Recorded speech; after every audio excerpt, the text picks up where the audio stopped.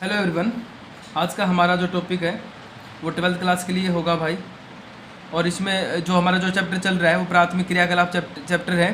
ठीक है, इसके अंदर हमने भाई आखेट और संग्रहण करना, इनके ऊपर मैं वीडियो बना चुका हूँ।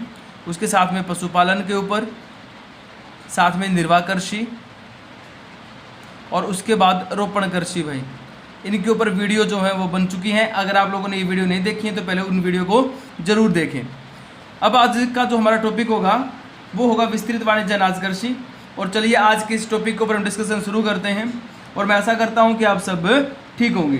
देखिए, विस्तृत वाणिज्य अनाज कृषि भाई बड़ा इंपॉर्टेंट प्रश्न बनता है एग्जाम के अंदर। किस प्रकार आता है कि विस्तृत वाणिज्य अनाज कृषि पर नोट लिखो या विस्तृत वाणिज्य अनाज कृषि जो होती है वो क्या होती है, इस प्रकार आएगा। तो इसमें हम किस प्रकार लिखेंगे, सबसे पहले इसका अर्थ जानेंगे।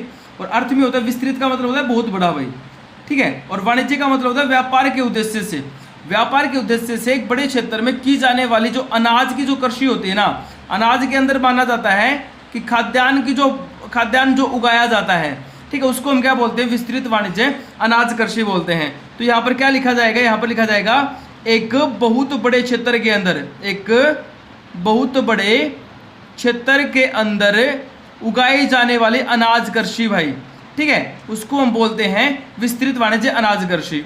अब बात करते हैं, देखिए इसको ना विशेषताओं में देखेंगे कि इसकी विशेषताएं कौन कौन सी होती हैं, ठीक है। तो इसकी सबसे बड़ी विशेषता ये होती है कि इसके अंदर है ना जो मुख्य फसल होती है, मुख्य फसल की बात करें तो इसके अंदर जो मुख्य फसल होती है उसका नाम होता है भाई गेहूं, ठीक है। यहाँ पर गेहूं जो है मुख्य फसल होती है, इसको उगाया जाता है।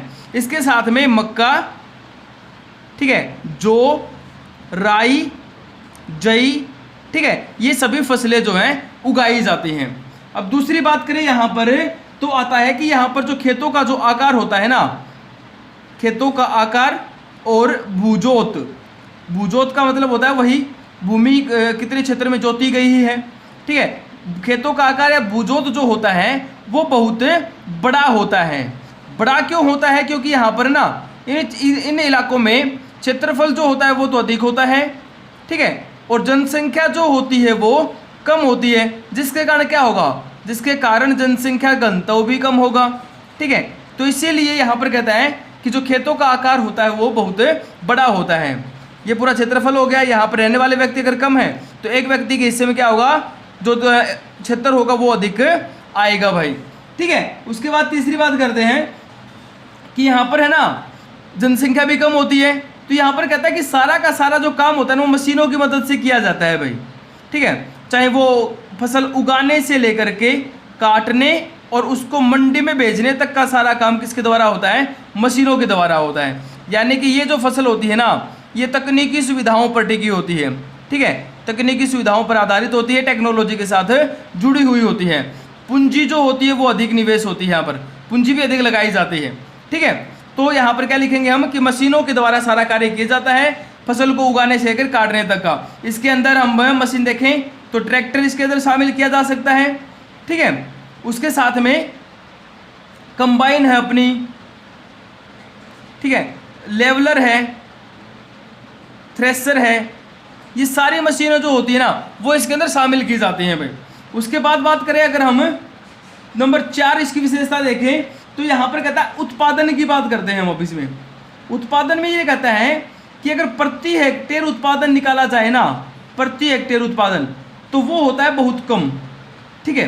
लेकिन अगर प्रति व्यक्ति उत्पादन निकाला जाए, प्रति व्यक्ति यानी कि जहाँ पर यहाँ पर काम करने वाले लोगों की संख्या के आधार पर अगर हम उत्पादन देखें तो वो होता है बहुत अधिक, ठीक है। हेक्टेयर का मतलब होता है एक हेक्टेयर के अंदर है ना 10,000 वर्ग मीटर जमीन होती है भाई, 10,000 वर्ग मीटर। और अगर एकड़ में देखें तो 2.5 एकड़ लगभग 2.47 एकड़ जो होती है इसके अंदर जमीन शामिल होती है एक हेक्टेयर के अंदर, ठीक है। क्योंकि यहाँ पर क्या है कि खेतों का जो आकार है ना बड़ा होता है। अगर यहाँ पूछा जाए कि खेतों का आकार कितना बड़ा होता है तो यहाँ पर कहता है एक व्यक्ति के पास 250 हेक्टेयर से 1600 हेक्टेयर तक की जमीन होती है, ठीक है। एक व्यक्ति के पास 250 हेक्टेयर से 16 हेक्टेयर तक की जमीन होती है, ठीक है।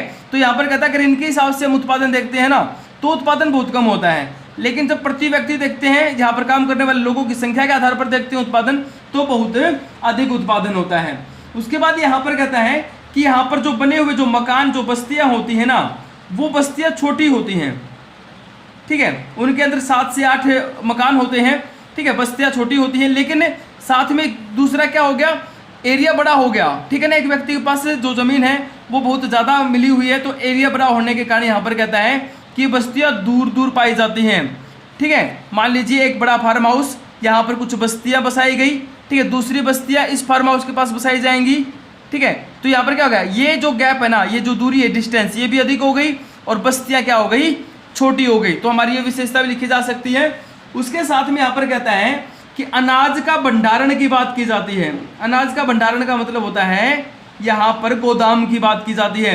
कहता है कि अनाज का भंडारण करने के लिए, उसको रखने के लिए बड़े बड़े गोदाम बनाए जाते हैं, जिनको क्या कहा जाता है, जिनको कहा जाता है सीलो या एलिवेंटर्स भाई, ठीक है, एलिवेंटर्स, सीलो या एलिवेंटर के नाम से इन गोदाम को जाना जाता है। अब लास्ट में रह गया यहाँ पर हमारे उत्पादक क्षेत्र भाई, ठीक है, किन किन क्षेत्रों के अंदर ये उगाया जाता है। तो हम सबसे पहले बात करें अगर यूरेशिया की, तो यूरेशिया में जो घास के मैदान है ना, स्टेपिज घास के मैदान, ठीक है, उनके अंदर इस प्रकार की खेती की जाती है। बात करें उत्तरी अमेरिका की, बात करें तो उसमें बात आती है प्रेरी, जो घास के मैदान है, प्रेरीज घास के मैदान, वो इसमें शामिल होते हैं, ठीक है। उसके बाद में अगर हम बात करें अर्जेंटीना की, तो अर्जेंटीना में आता है पंपास, पंपास घास के मैदान इसके अंदर शामिल होते हैं, ठीक है। अगर मैं दक्षिण अफ्रीका की बात करूं तो उसमें घास के मैदान है वेल्ड्स के नाम से, ठीक है, वो इसके अंदर शामिल होते हैं। और अगर हम ऑस्ट्रेलिया की बात करें तो ऑस्ट्रेलिया में डाउन्स जो है ना, वो घास के मैदान इसके अंदर शामिल होते हैं। उनके साथ में न्यूजीलैंड के कैंटरबरी भी शामिल होंगे भाई, न्यूजीलैंड के कैंटरबरी, ठीक है, वो इसके अंदर शामिल होते हैं, ठीक है। तो यहाँ पर इस प्रकार की खेती की जाती है। मैप में देख लो एक बार, देखो मैप में ये हो गया यूरोप का पोर्शन, ठीक है। तो ये वाला जो क्षेत्र होगा, ये सारा का सारा इसके अंदर यहाँ पर ये हमारे विस्तृत वाणिज्य अनाज कृषि की जाती है, क्योंकि क्षेत्रफल अधिक है और जनसंख्या कम होती है। कजाकिस्तान, किर्गिस्तान के अंदर इस प्रकार की खेती की जाती है। उसके बाद उत्तरी अमेरिका के अंदर प्रेरीज, ठीक है, घास के मैदान, मैक्सिको, कनाडा और उत्तरी अमेरिका का जो मिला जुला रूप है।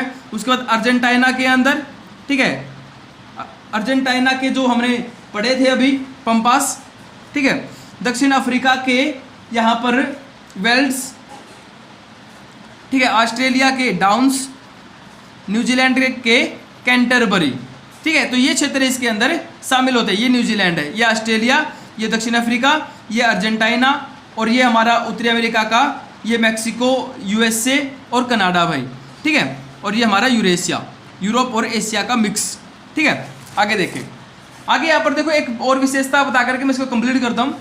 यहाँ पर बोला घास के मैदान, देखिए ये क्या है, ये बड़े बड़े घास के मैदान हैं, ठीक है।